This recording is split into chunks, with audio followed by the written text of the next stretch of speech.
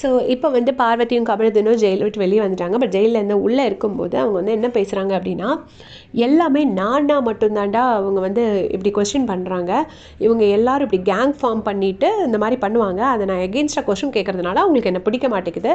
But நான் இதைத்தான் பண்ணுவேன். இனி போயும் நான் எந்த வேலையும் பண்ண மாட்டேன். நல்லா ரெஸ்ட் எடுப்பேன். அப்போ தான் நாளைக்கு விஜய் சேதுபதி அண்ணன் வரும்போது என்னால் வந்து அவர் கூட பேச முடியும். அந்த பிரவீன் எப்போவுமே என்ன கேட்குறான் அப்படின்னு பார்த்தீங்கன்னா, எத்தனை பாய்ஸ் இருக்கோண்டா எத்தனை கேர்ள்ஸ் இருக்கும் அப்படின்னு கேட்குறான். ஸோ அவன் எப்போ பார்த்தாலும் வந்து அது என்ன பாய்ஸ் எவ்வளோ கேர்ள்ஸ் எவ்வளோ அப்படின்னு கவுண்ட் பண்ணுறது. அந்த பாய்ஸுங்கிற எண்ணமே தப்பு. வந்தாச்சுன்னா எல்லாருமே காமன் நினைக்கணும். அவனுக்கு ரொம்ப அந்த பெண்டானேங்கிற தாட் ரொம்ப இருக்குது. அதுக்கப்புறம் பார்த்தோன்னா இந்த எஃப்ஜே வந்து சொல்கிறான், என்னை பார்த்து அவனுக்கு பயமே இல்லையா. நான் வந்து சொன்னேனா என்னை பார்த்து நீ பயப்படுறேன்னு நான் சொன்னேன்னா, எதுக்கு நான் தேவையில்லாமல் என்னை பற்றி பேசுகிறான். இதே வார்த்தையை ஆனாலும் உன்னை பார்த்து பேச முடியுமா, உன்கிட்ட பம்முறான் அப்படின்னு சொல்லிட்டு கமருதீன் கிட்ட சொல்கிறாங்க. உன்கிட்டலாம் அப்படியே சாஃப்டாக ஒன்றுமே நடக்காத மாதிரி பேசிட்டு போகிறான், என்கிட்ட மட்டும் ரொம்ப எகிர்றான்.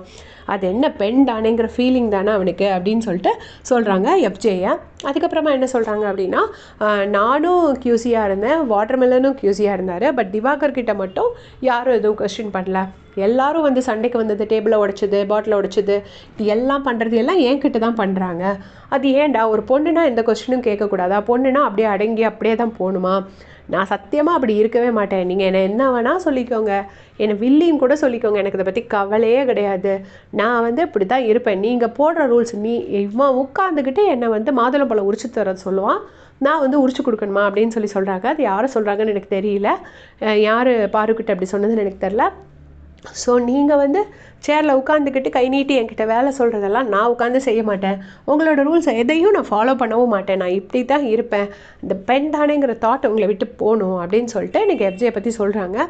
ஸோ எஃப்ஜே வந்து எப்போவுமே இந்த மாதிரி என்கிட்ட சொல்லிகிட்டே இருக்கிறான் அப்படிங்கிறத வந்து அவங்க எப்போவுமே சொல்ல தான் செய்கிறாங்க. ஸோ அதை பற்றி நீங்கள் என்ன நினைக்கிறீங்கன்னு மறக்காமல் உங்கள் கமெண்ட் செக்ஷனில் சொல்லிட்டு போங்க. தேங்க்ஸ் ஃபார் வாட்சிங்.